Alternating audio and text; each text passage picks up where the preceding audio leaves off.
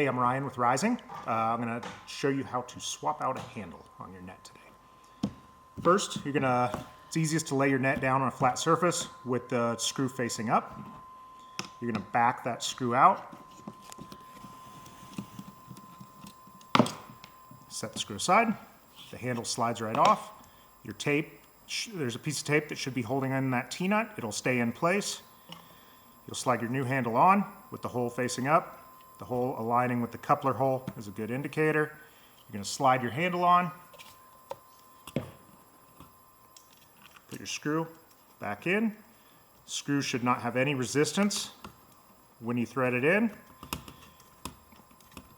Be sure I like to lift the net bag so that the hoop's sitting flat on the flat surface, and then tighten down your screw. We tighten that to 42 inch-pounds if you do want to use a torque wrench, but just get it fairly tight and it works well.